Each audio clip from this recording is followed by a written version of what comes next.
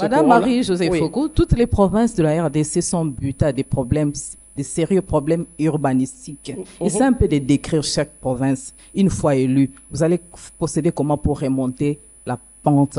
Parlez-nous de deux Kasaï. Je vois les Kasaï centrales, les Kasaï orientales, la province de l'Équateur, ainsi de suite. Vous allez procéder comment pour remonter la pente de chaque province, essayant de répertorier ou d'énumérer les préoccupations de chaque province. Ok, je peux aller rapidement pour vous dire, comme je vous ai dit tout à l'heure, tout ce qui existe tombe. Donc, je nomme, il n'y aura pas de gouverneur élu parce que ça passe par la corruption, comme on le sait. Donc, du coup, ils ne savent pas travailler puisqu'ils sont dérangés par les députés provinciaux.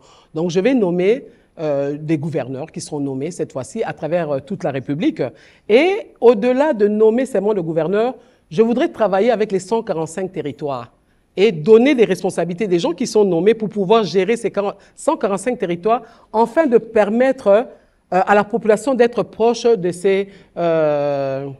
ceux qui les gouvernent. Oui, mais quand vous citez les 145 territoires, c'est un programme initié par un autre candidat. Mais on parle pas. Face c'est à pas qui parce que je cite vous allez 145 territoires oui, justement, que ça veut dire que c'est le même projet. ma question, madame. Oui, allez-y. Vous êtes face à un candidat qui a aussi un bilan qui aujourd'hui se dit avoir assaini notamment le secteur macroéconomique. Ça, c'est son bilan qu'il avance, mais aussi bien avoir réformé dans les domaines économiques.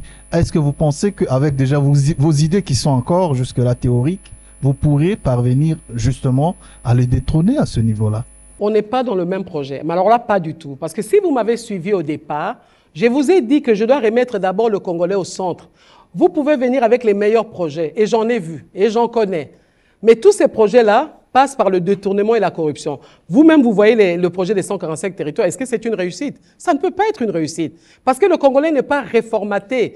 Toutes les personnes, j'en sais quelque chose. J'ai travaillé dans la gestion de la chose publique. Donc, tout projet qui sort de 10 millions de dollars, en réalité, au départ, c'est un projet de 1 million. Chaque structure a rajouté son million, jusqu'à ce qu'on arrive à 10 millions. Les 9 millions vont être détournés et le 1 million restant, même les gens qui vont faire le travail vont aussi détourner leur part. Donc, vous comprenez que ce projet-là,